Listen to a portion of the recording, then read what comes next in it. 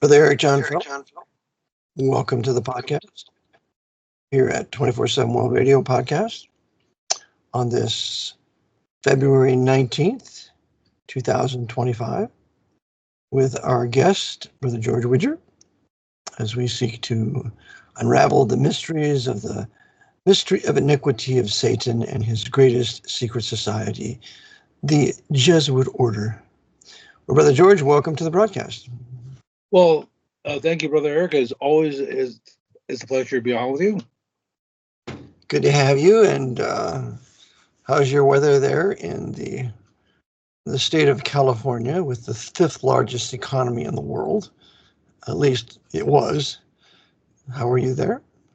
Well, are you talking about the People's Republic of California? Run by the fanatical Roman Catholic Gavin Newsom and his fanatical Catholic cohorts, Nancy Pelosi, all of them busy serving the Pope for the destruction of white Anglo-Saxon Protestant Western civilization. Yeah, I guess that's the place. Oh, okay. Well, yes, I actually wanted to respond to that comment, and I can do that in just a moment after my scripture reading, which is 1 John 5, verse 21. 1 John 5, verse 21, which says, "Little children, keep yourselves from idols." Amen. Allow me to repeat that, since it says a short verse. Little children, keep yourselves from idols. Amen. Now, the Apostle John is talking to believers. He's talking to fellow Christians. And he said this about 2,000 years ago, back sometime in the 81st century. And so the idolatry, the worship of false gods, was a problem then. Well, it's always been a problem for man, even before the advent of Christianity. However, it seems this situation seems to have only got worse, say, in the last century, 120 years, with the advancements of electronic technology, film, radio, television, the internet, and various iterations of it, such as social media. And it's even, people are intrinsically religious, even professed atheists or agnostics. People have this intrinsic need to worship something or someone. If nothing else, they're going to worship themselves. Now, oftentimes, people like worshiping celebrities, athletes, movie stars, politicians. And now notice, as John said, little children. So as I said, he's talking to believers. Well, how unfortunately, those who are professed Christians are still can fall into this trap. Now, I don't mean to sound partisan, and I don't mean to say anything controversial, and because I don't want to. George, we should say anything controversial on my podcast. Yeah, can't do that now. Well, I know with the Jesuit Luigi Tapparelli and social justice and all that sin. But go ahead. Okay, so it seems as if that over the last decade or so, a lot of people have started worshiping Donald John Trump. Oh, he's our temporal savior. He's going to save us in the United States. He's going to save us from the Democrats, from the New World Order, the deep state, whatever that is. And it's not just an American phenomenon. You have people following him from all over the world. People in Europe, people in Australia, people in Canada. And he's Viktor Orban, from what I understand, is a big fan of Donald Trump. Who is? Viktor Orban, the president of Hungary. Oh, okay. And I guess they get along.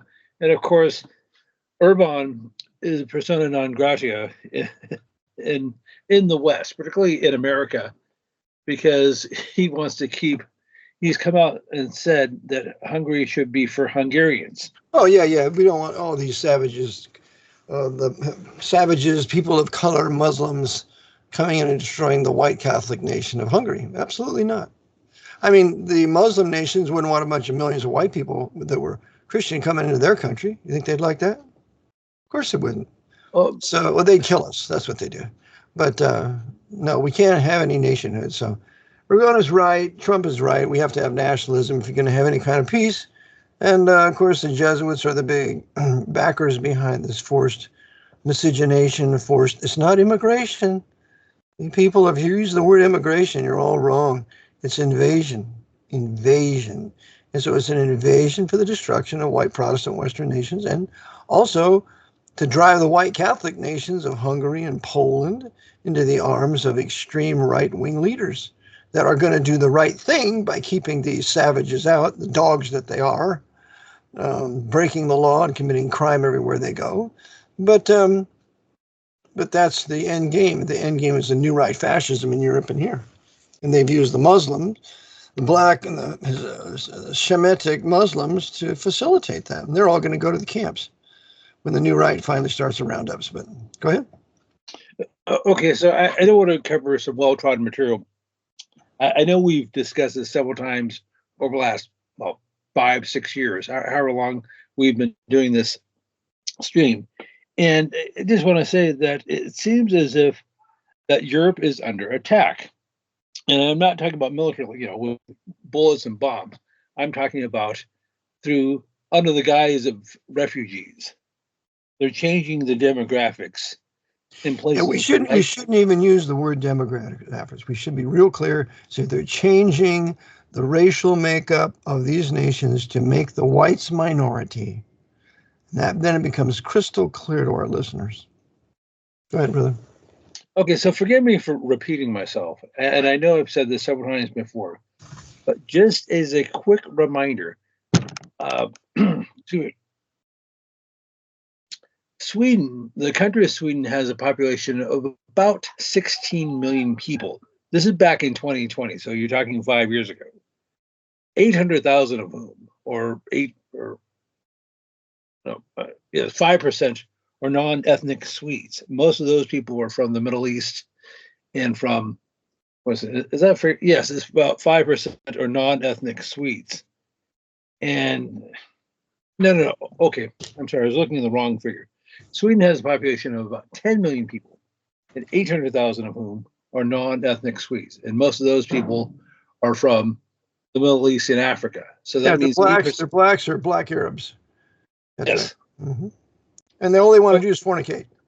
They want to fornicate and copulate with all the white women. That's their number one goal, to bastardize the white Swedish race. Mm-hmm. So that's what the game is. And meanwhile, to commit as many crimes also as possible. It's war. Okay. Go ahead. Okay, so and our neighbor Norway has a population of about 5 million people. So about half as many people live in Norway as they do in Sweden. Now, this is as of 2020. They have the same number of non-Norwegians living there, about 800,000. However, that means 16% of the population, or about 1 in 6 people living in Norway, are non-ethnic Norwegians. Mm-hmm. And I just wonder, what did Norway or Sweden do to anybody? Did they have colonies? Did they invade anybody? Did they have slavery? Did they conduct a slave trade? Of course not. No, the problem with them, George, is they're white and they're Protestant, mostly Lutheran. So they got to go. So the savage invaders of Islam and blacks or whatever have to do away with them. And that's what's happening. And what makes this possible is the leadership of Finland, the leadership of Sweden, because they're all working for the Pope and they're knights. Go ahead. Okay, so I guess last weekend the Vice President J.D. Vance was in Munich, Germany, at a conference on European defense, and he made some very reasonable comments. And he said that in recent decades the demographics of Western Europe have seriously changed. He was very guarded in his language. He said he didn't come out and say they're being invaded. And he also did not say their governments in London, in Berlin, in Stockholm, wherever, were basically betraying their people. Right. He wouldn't dare say that. He wouldn't be vice president for long. Now, speaking of J.D. Vance and speaking of Donald Trump, he took office almost a month ago on the 20th of last month. So this is his second rodeo as president. And something that I like listening to left-wing media to say that Donald Trump under the guise of Project 2025, is going to turn America into an evangelical theocracy. They almost never mention the Vatican, the Jesuits, the Knights of Malta, or anybody like that. No, it's just, well, we're, the Southern Baptist Convention and the Assemblies of God. They're going to run America. George, you have somebody yelling in the background. Sounds like a child. Maybe you can calm them down, please. Okay. Yes, I'll need to take a step outside. Sorry about that. And okay, one moment, please. In the meanwhile, Brother George is solving their problem. I watched a video today of my dear friend Chris Pinto, and he is summing up his new release of American Jesuits, which I heartily recommend to everybody. Adelaide Films put out the wonderful DVD American Jesuits. Well, Chris was on a podcast explaining a lot of it, and he did a wonderful job. But his only error is he doesn't want to come out and say Trump is a Jesuit coadjutor. He says, well, just wait and see. Well, Trump was put in office by the Jesuits. They used Joe Biden to create all this furor and crime and you name it to justify putting Trump in office because there are no elections. Okay. And so it's my prayer that Brother Chris would see that Trump is the end game of the radical left. They put him in office. So, and then when we see this, that's the same thing that happened in Germany. Because you remember in Bavaria, they were under the communists, many of them leading Jews in Bavaria for 19 months before Hitler finally comes to power and puts an end to it. So the left-wing socialist communists, radical Jews, Antifa, Black Lives Matter, whatever, Democratic Party with their policies, their crazy, insane policies of racial genitalia distortions and manipulation, have driven the decent people into the arms of the new right. And that's what happened in Germany. That's what's happening here. And the next thing that has to happen is there has to be a great crisis, which I maintain will be some sort of detonation, atomic detonation here in this country when we get to the months of July, September, October. July, August, September, October. Go ahead, George. Okay, well, I'm back and I try to address the situation to the best of my ability. So one of the there's never a dull moment, and so I'm sure I try to be cognizant of any sort of ambient noise, but sometimes there's things I have limited control over. Okay, so getting back to the stream. Okay, so we're talking about Donald Trump and the fact that he's in his second administration. And before I get to that, there's a couple of housekeeping items I need to bring up. I'd like to bring up some things that took place in the last couple of months that I didn't address. The end of last year, Jimmy Carter died on, I guess, December the 29th. He was 100 years old. And thank God he's gone. We celebrated, and I had a nice glass of wine over his departure into hell. Now, go ahead. Well, or some people say, well, he's definitely the nicest person in hell. So he's so nice he gave the Panama Canal away, took it away from us.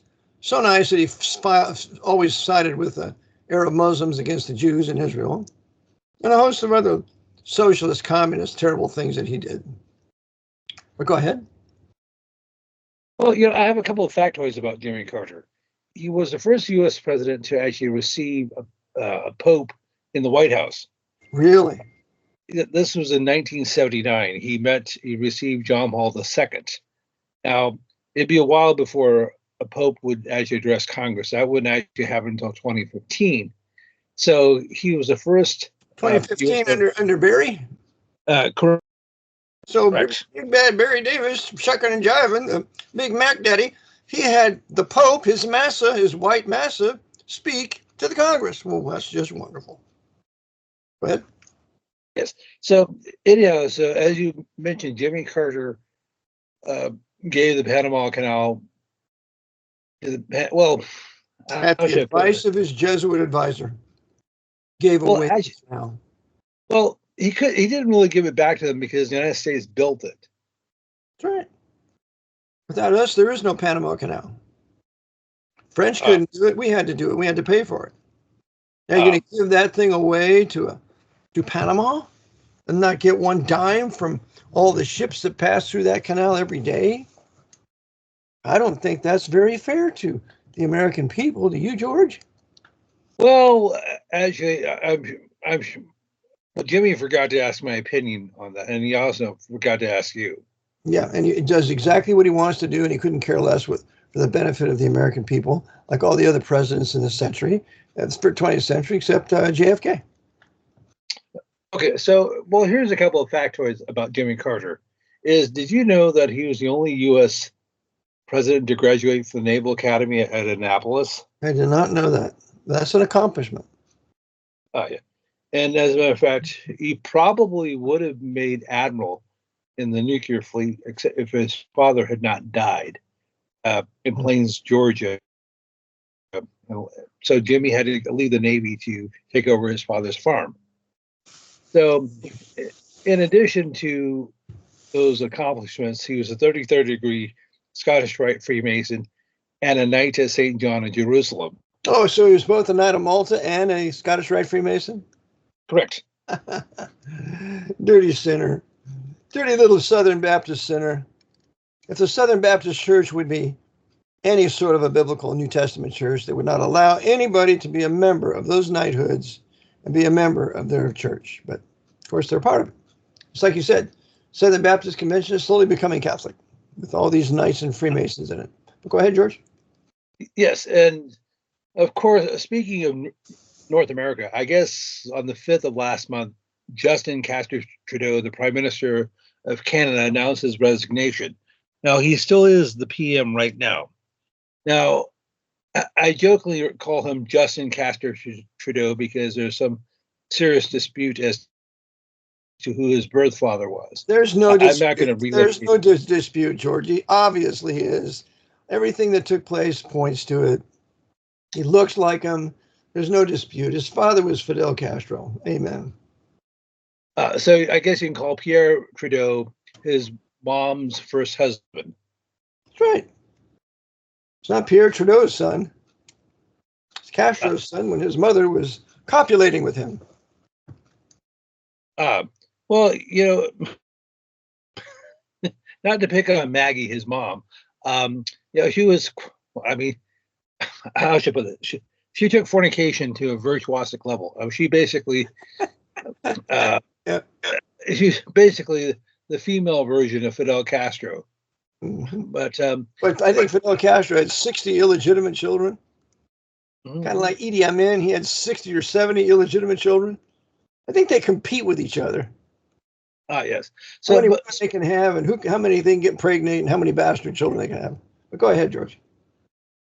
Well, speaking of Justin, so right now he is still the Prime Minister of Canada. 4 years ago, I guess there's a video. From let's say it properly, George. He's still the Prime Destroyer of Canada. I beg your pardon. Thank you for the correction. You're welcome. So he's still the Emperor of Canada. Yeah, the Holy Roman Emperor of Canada. Okay, so 4 years ago, I guess when he got his saline solution, COVID shot, he took his shirt off. His pretended COVID and he had his undershirt on. Yeah, you mean his placebo? Is that the one you're talking about? Yes. So anyhow, so he's getting a shot of some sort, a saline solution, and he has his T-shirt on, but you can see his upper left arm, and he has a tattoo of what appears to be a Maltese cross. Really? Yes, I think I mentioned that to you before, but this is a while ago, and I realized he probably got that a long time ago. He was drunk, and he went to a local tattoo parlor. And he said, hey, I want to get something special. People get butterflies and flowers. And hey, what would look nice would be a Maltese cross. He probably went there with his father. His father probably had one too. It'd be interesting to know whether or not he did. Because they both destroyed white Protestant Canada. Bringing in all these blacks and Sikhs and all these other people of color that are essentially savages. to destroy a historic white Protestant country? That thanks to the white Jesuits, the white power structure of the Pope with the Trudeaus and the Bushes and all these other senators. Go ahead. Well, and something I mentioned to you before is I was watching a video about Louis Pasteur, as in pasteurization, and I've seen pictures of him before. However, there's one where he's wearing, where Pasteur is wearing a Maltese cross. Now, that doesn't necessarily mean he was a Knight of Malta. He could have just simply been on his way to a costume party, and he thought that would look dashing. So, Joe, George, you're very optimistic and colorful, but of course we know they were members of the order, and they were probably going to a certain worship or a rite where they could engage in their orgies on a regular basis and have all their bastard children that they can then raise up like Knight of Malta George Herbert Walker did with his bastard child, Bill Clinton, another knight. That's who rules these countries for the Pope. But go ahead, George. Well, I'm taken aback. I mean, after all, Louis Pasteur was just simply a humble scientist, and he made the world a better place. Yeah, that's what we're all taught in college. But to get our Associates of Arts communist degree. Yep. George. Okay, so, getting back to Donald Trump. So it may be, some people may be interested in knowing who's in his cabinet. And it's basically a who's who of popery. Because most of his cabinet members are devout Catholics. Now, there are some exceptions to that. I guess I'm looking this up right now. And one of the ones is that Pete Hegseth. Yes. I saw him speaking in Israel on a video that I get from an Israeli correspondent over there, and he interviewed him, and Pete had his pretty white blonde-haired wife with him, and they were going in through the old city of Jerusalem, and of course he's calling for the building of the Third Hebrew Temple as the Secretary of Defense. So you can know that when the war arrives, that those Islamic edifices on the Temple Mount are going to come down, because it's just a continuation of the Crusades of the 12th and 13th centuries. Yep, but go ahead. Okay, so if I can just run down a few names who are in Donald Trump's cabinet. His chief of staff is Susie Wiles. She is the daughter of Pat Summerall, the announcer. The announcer for the Olympics, right? You're kind of cutting out, George. So just kind of keep your speech straight and don't go, don't do that. Just keep your speech straight and finish your sentences, okay? Please. All right. So Susie went to Academy of Holy Angels in Maryland, which is, I guess, College Park. And so she went to a Catholic school. Wasn't Pat Summerall the announcement for ABC Sports? Among other things, yes. Okay, so I'll just try to go through this as quickly as possible. Okay. The Vice President, J.D. Vance, whom we've discussed before and earlier in the stream, he's a convert to the Catholic Church. So he's the third Catholic Vice President the United States has had. And they basically, Joe Biden being the first, Mike Pence being the second, and Vance now being the third.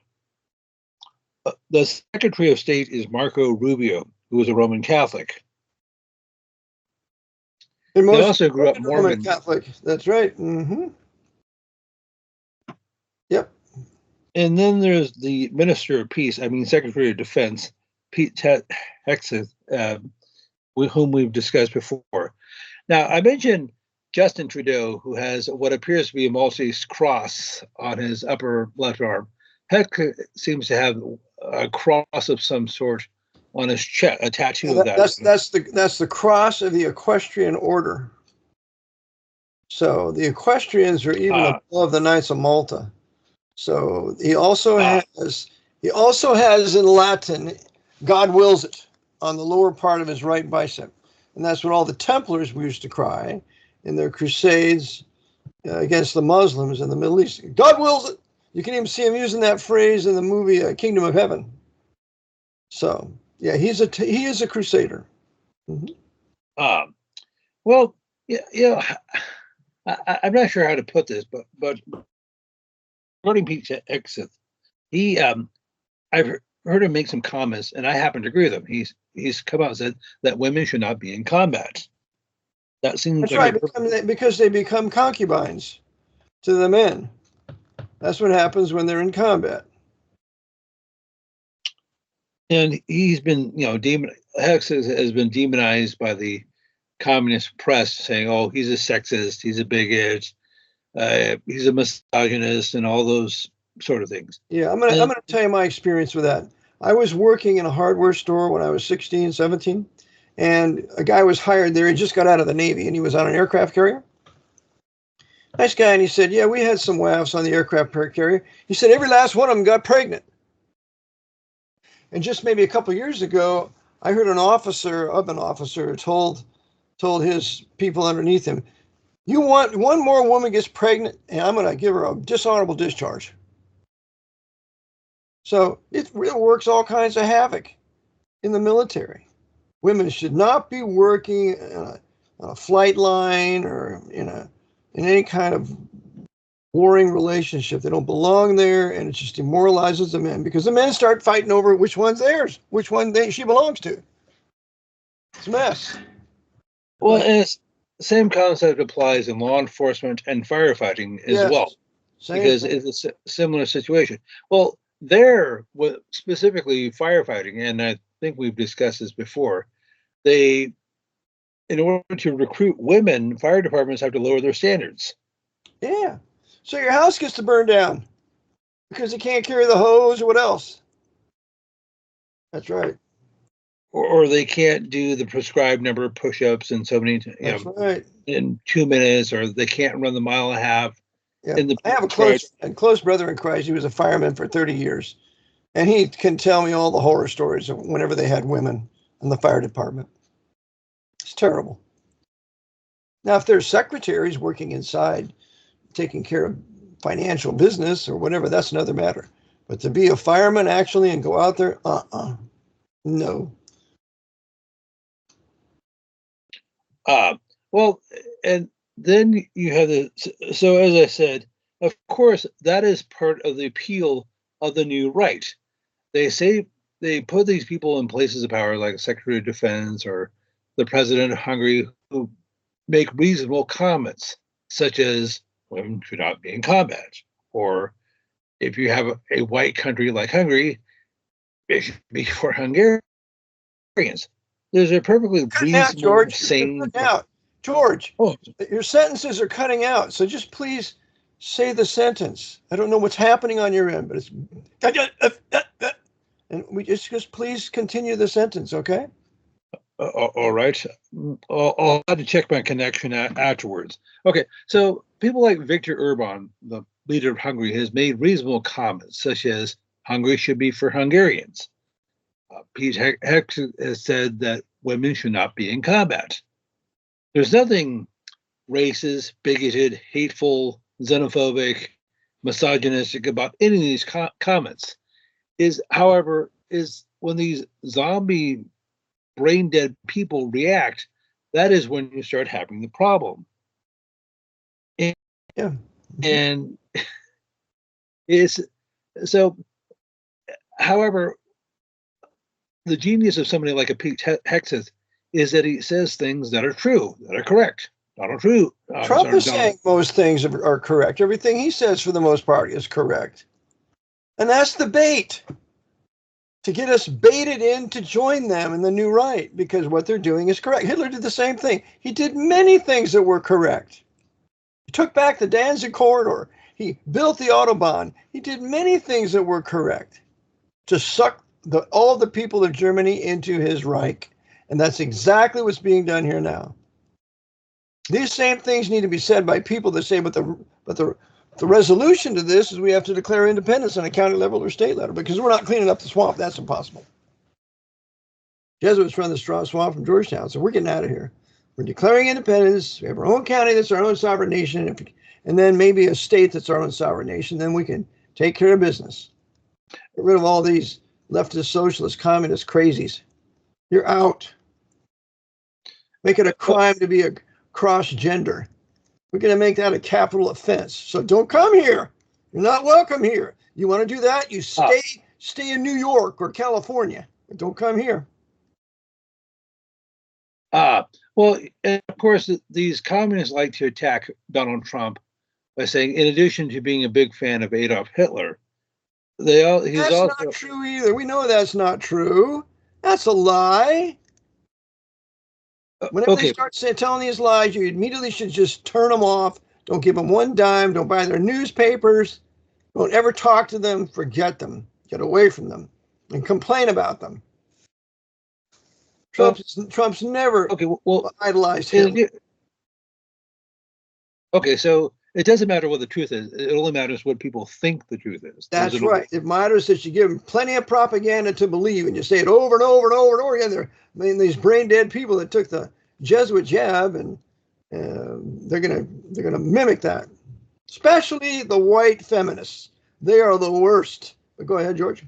Okay, Hitler notwithstanding, two of the presidents whom Donald Trump has admired are Andrew Jackson and William McKinley. Yeah. And you know what they both did? I know. Go ahead. Well, I know McKinley was famous for his tariffs, and Andrew Jackson tariffs, and so was Jackson. They both erected protective tariffs, just as Trump is doing. You can't have a country, a nation, without protective tariffs. Yeah, go ahead. Well, Andrew Jackson was also opposed to a central bank.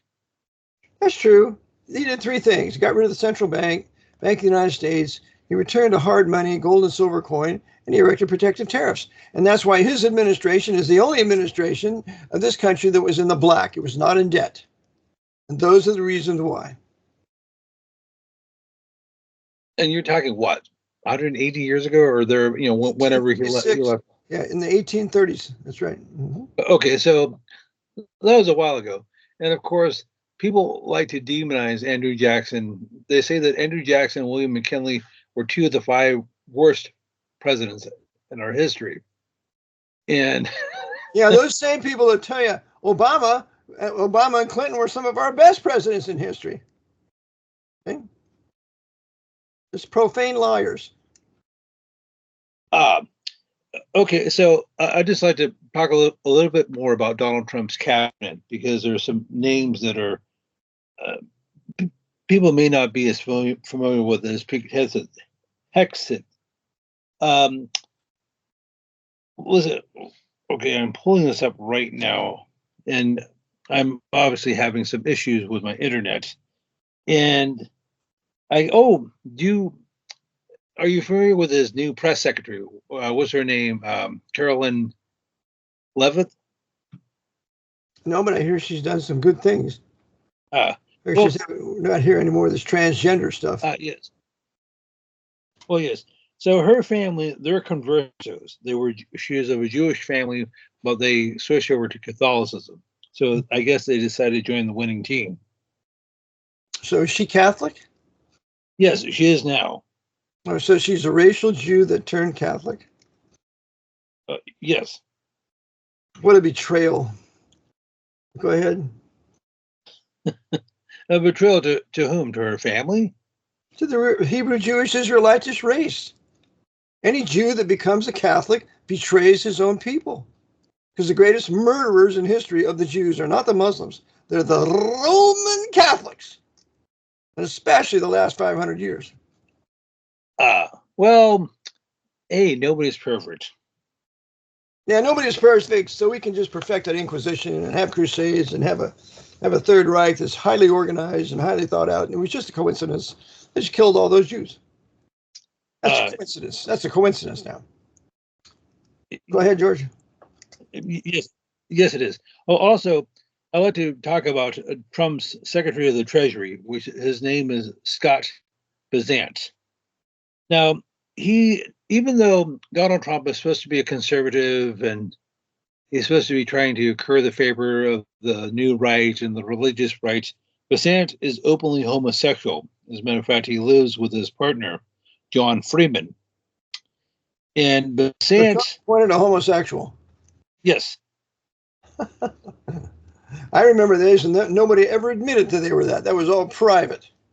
And they never came out and said that. Just they'd be, greatly exposed and denigrated for that because it's a sin. Homosexuality is a sin. Men with men working that which is unseemly. Romans chapter 1 or 3 or something like that.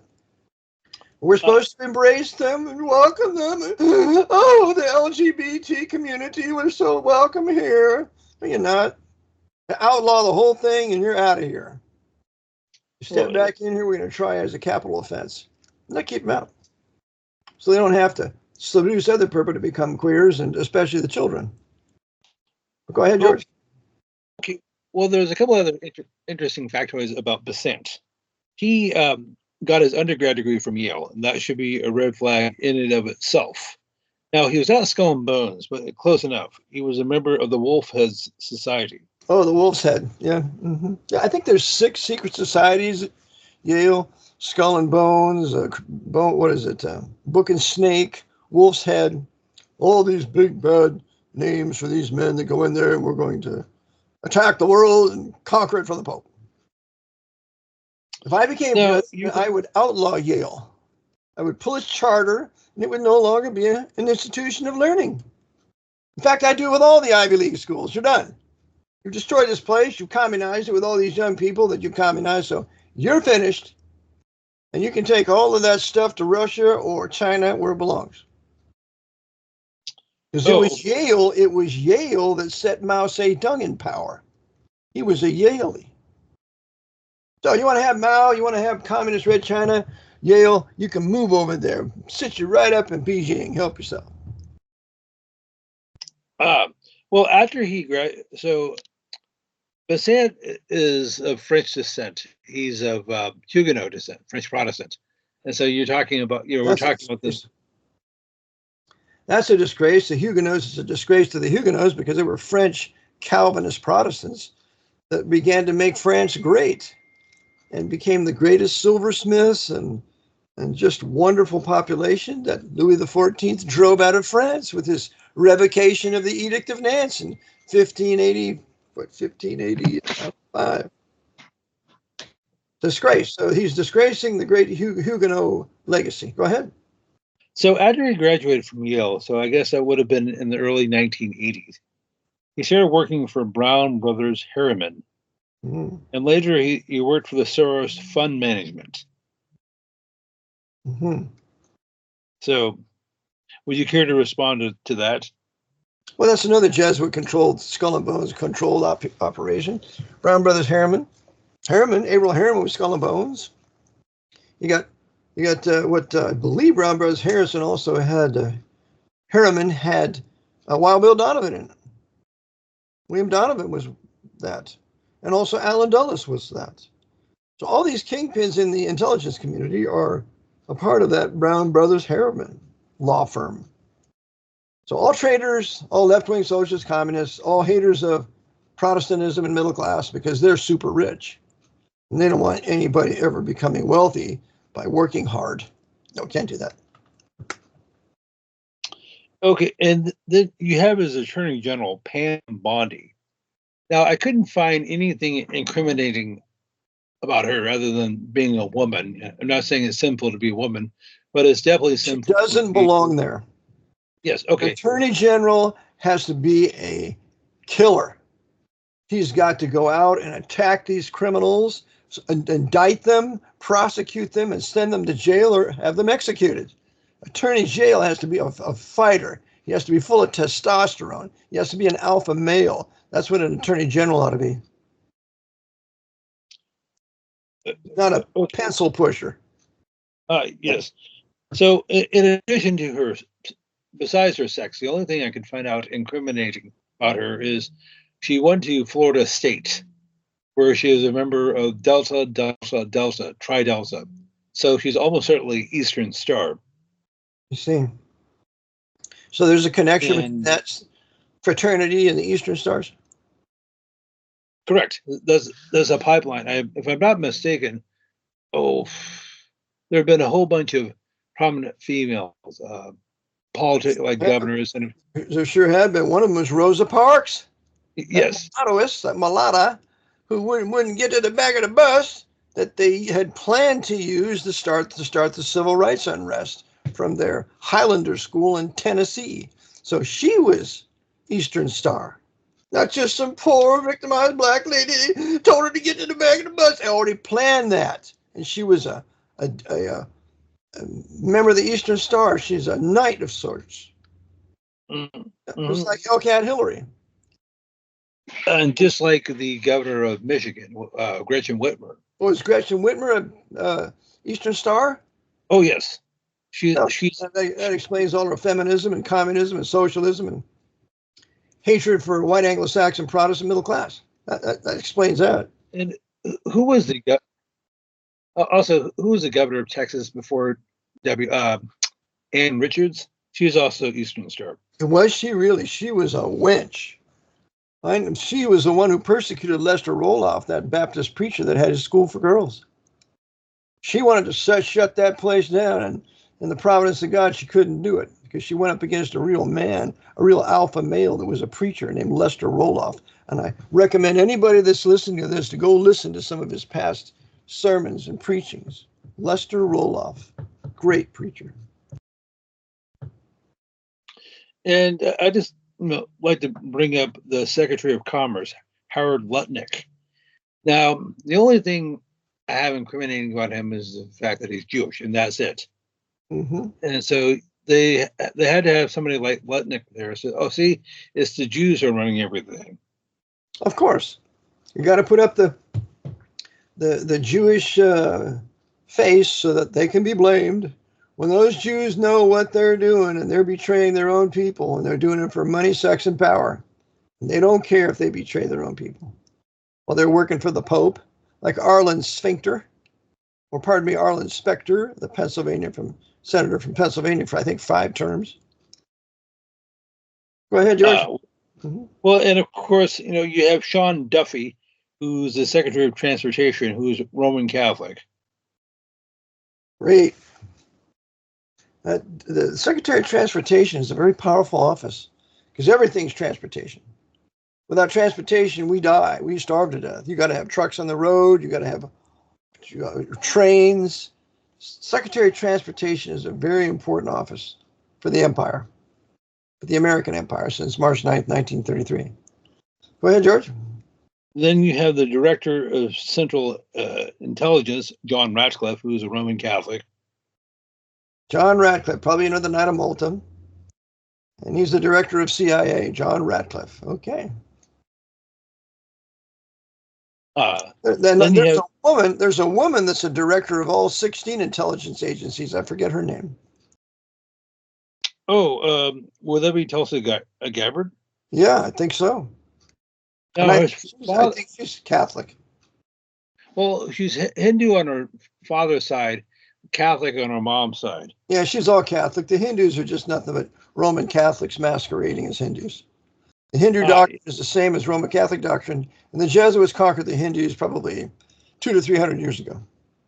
All their Brahmins at the top are Jesuit controlled, and Freemasons like the Dalai Lama. Buddhism. Well, and of course, there's how could I forget the Secretary of Health and Human Services, Robert Francis Kennedy Jr. He just got approved last week. And I'm ambivalent about Bobby. That's what people call him informally, because he's such a compromised man. I mean, he knows who killed. He's come out and said he knows who killed his father and two of his uncles, Joe Jr. and Jack, JFK. And so, and of course, the communists like to attack Robert Francis Kennedy Jr. Say, "Oh, he's an anti-vaxxer," even though not really. And they say, he never said he was anti-vaxxer. Thanks to him, Yeah, he never said that. And by the way, I just saw a recent picture of him shaking hands with Trump, I believe. And there Trump's got the Masonic handshake with his thumb pointing down over the knuckle of the forefinger of Kennedy. So they obviously are probably both Freemasons. Trump for sure, but Bobby Kennedy Jr. is, I'm sure, something. It wouldn't surprise me if it's a Freemason. Many Roman Catholics now are Freemasons. Well, people have known this about Donald Trump for years because he notoriously makes he has the when he's setting, he'll make the upside down triangle, or when he's giving a speech, he'll flash what appears to be OK signs with both hands. Yep. And those are telltale. And he's reportedly or allegedly a member of the Round Table in England. And you basically the Round Table is connected with, that was set up in late 1800s with Cecil Rhodes. Is that the Round Table you're talking about?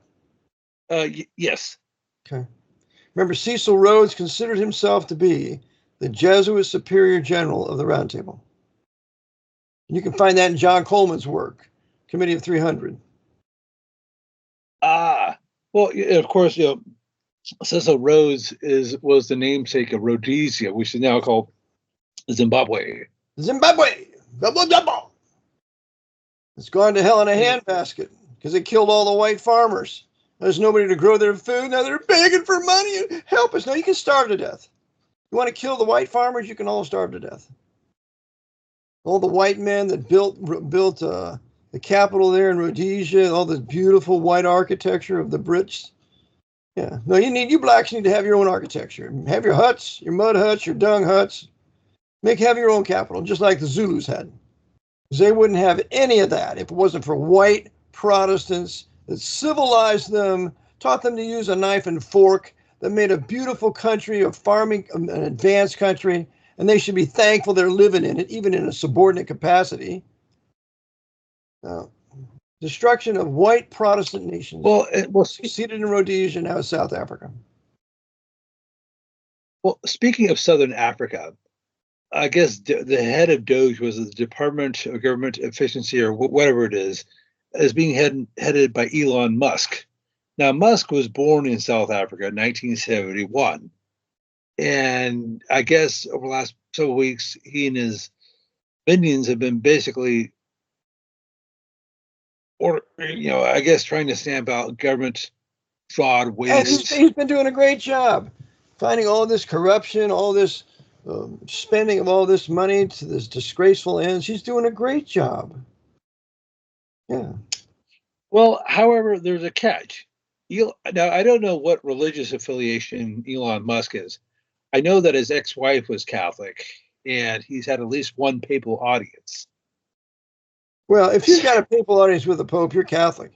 Because the Pope's not going to see anybody that's not really devoted to his temporal power. He's not going to talk to anybody not given over to that. So he's another Catholic. Well, I mean, the pontiff has received a number of non-Catholics, such as Vladimir Putin. That's true. But why would a non-Catholic want to go see that bastard? Why? Well, if he knows anything about what he stands for, why would he want to go see him? Unless he really is pro-Rome, pro-Vatican Empire. And that's what all these non-Catholics are. They're really Catholics. Universalists. They're really Roman Catholics with a devotion to the Pope. But go ahead. Well, I know I mentioned this before. Vladimir Putin, the president of Russia, or whatever his title is, the leader of Russia, even though he professes to be Eastern Orthodox, he's a known Freemason. Yes. And he's had at least half a dozen papal audiences with the current Pope and at least one of his predecessors. So if he's supposed to be Eastern Orthodox, why is he having all these audiences with the head of the Catholic Church? Yeah, why isn't he coming out and saying, listen, this war in Ukraine is targeted to destroy Russian Orthodox white people and Ukrainian Orthodox white people for their mutual destruction. And I'm not going to go along with this. So I'm withdrawing my Russian troops, and we're not going to be killing any more white Ukrainians that are Orthodox. And we're not going to have the Azov division there that are the that are the Jesuit and fascists killing the white Orthodox Christians in Ukraine. So he needs to come out and say that, but he'll never do it because he's busy working for the Papa. And he better, because if he does, then somebody in the FSB will put a bullet in his head. Or he might have a plane crash or something like that. Yeah. Mm-hmm. What seems to be, now, I've never looked into this, but somebody brought this up. Putin's predecessor was Boris Yeltsin, and now he was a complete, well, people could dismiss him as a drunken joke, but it's possible that Yeltsin actually thought he was the president of Russia. Mm-hmm. So he had to go. Of course. I mean, have you looked into him? Not really. I don't have anything specific on him. I have a dear Russian friend that lives in Philadelphia. She knows all about him, and we talked, but I can't remember what she told me. Okay, because I wasn't planning on presenting on this, but so the Jesuits decided to bring in Miguel Gorbachev in 1985, pull the plug on the whole Cold War because it served its purpose or purposes. They said, they would allow him to introduce glasnost and perestroika, openness and reform, basically. And he was supposed to be accomplished anything, and nothing ever changed. True. Well, nothing changed. So it's just had a different face covering. Well, actually, that's not accurate. Yeah, we'll change the name from the KGB to the SVR, the FSB, but it's the same group of intelligence boys working for the Pope. Well, actually, it was a big deal shortly thereafter. McDonald's opened up his first branch, his first restaurant in Moscow. Yeah. So they could poison the Russian people, that filthy McDonald's food. Yeah, go ahead. Yes, of course. Coca-Cola. In my new country, George, when I finally set up Pro-Baptist, Coca-Cola will be outlawed. Nobody's having Coke in my country, or root beer, or the Pepsi. All of those companies are outlawed as poisonous and subversive. Go ahead.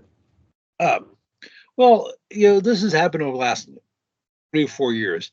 For decades, you had all these Western companies that were moving into Russia, specifically Moscow, to set up shop, like Levi Strauss, Starbucks, all these fast food restaurants besides post monopolies. Yep. Mm-hmm. So, are you saying that? Well, so are you saying that the Russians don't deserve to be poisoned just like their Western counterparts? Well, I don't think anybody deserves to be poisoned, but that's what they're doing as part of the Counter-Reformation, to destroy the manhood of Orthodox Russia. That's why you see an advertisement for Coke in every movie, and you see a full gold fringe flag in every movie. Coke and gold fringe flags in every Hollywood Jesuit movie. So that's all got to be outlawed. And if the Orthodox people would wake up to that, they would be a serious threat to the power of the papacy. So we're just going to keep them killing each other. Have the Orthodox Ukrainians and the Orthodox Russians kill each other. For the greater glory of God, ad majorem de gloriam. Go ahead. Well, I forgot, was it back as 2015? Pope Francis was over in Cuba, and I should know the date. That's when he had an audience with Fidel Castro. Now, Castro had at least 2 papal audiences with John Paul II, 1995 or thereabouts, and about 10 years later or 20 years later with Pope Francis. Of course. He would do that because he said Castro grew up. He knows they put him in power. The CIA put Fidel Castro in power, called him Abraham Lincoln of Cuba. And so the Pope and the CIA made sure Castro had a successful revolution. That's why we canceled the air cover using a bonesman, McGeorge Bundy, to cancel the air cover, make sure Castro is not threatened by this invasion in 1960. Because the Pope made sure that happened. They keep him in power. So Fidel Castro's knees were knocking together when he was seeing the Pope, because he knew all the Pope would have to do is with a wave of his hand and could have Castro killed immediately. Okay, well, Fidel was a faithful servant for well over half a century. And he just died back in 2016 or so. Yeah, I think so. Mm-hmm. Fidel Castro was one of the three foremost orators of the 20th century. Fidel Castro, Adolf Hitler, and Benito Mussolini were the three most notable orators of the 20th century. Fidel Castro spoke at the UN for 4 hours. 4 hours. Nobody got up and said, "Shut up and sit down." So they put up with that, listening to that for 4 hours. Go ahead. Oh, okay. Now, you mentioned Fidel Castro, Adolf Hitler, and Benito Mussolini. What do they have in common? They're all trained by Jesuits. Also, they're high-level Freemasons. They were Yes, Castro was a Freemason. I can also show you where he used to meet in the hall of the Knights of Columbus when he came up to New York here to speak. Yeah. And they're both, all three of them were big-time sexual deviant perverts. Now, you talk about how prolific or profligate Fidel Castro was. Very good word. Good word, George. Profligate. Well, you could say profligate and prolific. It's more profligate. He was a profligate. Yeah, but go ahead. Well, I mean, Benito Mussolini was killed with his mistress. That's right. They hung him up. And like the Italian men got up where they hung him up, and they all pulled out their penises and they urinated on him. As I've seen a picture of that. Yep. Wonderful Italian Catholic morality. Go ahead. Okay, so this is another topic for another day. But has there ever been a morally upright dictator who wasn't a deviant or pervert? No. When you have absolute power, it makes you a pervert. Because you can do anything you want. Lavrentiy Beria used to go throughout the streets of Moscow and find the prettiest Russian women he could find, take them back to headquarters and rape them. And he was Stalin's man, yeah. Well, of course, there's Mao. There's Mao. Yeah, Mao. He had to have his Chinese virgins every Thursday night, and that's according to his wife. And of course, Mao, the Roman Catholic, he was put there by the Skull and Bones State Department. And one individual found Mao in a priest's Cossack. So he was obviously put in power by the Jesuits and had the filthy morality of their Jesuit dictators, because the more immoral, the more you can control them. Well, I know we're coming up on an hour, and I know that at the top of the hour, 6 p.m. Eastern, you had to do your stream with Steve Drake. And if I could just mention something, I know we talked about the TV show Star Trek, the original series, and I say that to differentiate it from its various spinoffs like Next Generation, Deep Space Nine, and so forth. Well, I was just reading something about Gene Roddenberry, the creator of the show. Now he grew up Southern Baptist, which means as I remember correctly, the Star Trek, when you have Captain Kirk and that beautiful black woman working there, that's the first time a white man ever kissed a black woman on a Hollywood set. Yes. Now, in the original script, yeah, go ahead. Well, in the original script, it was supposed to be Spock, but Bill Shatner said, "Hey, I want to do this."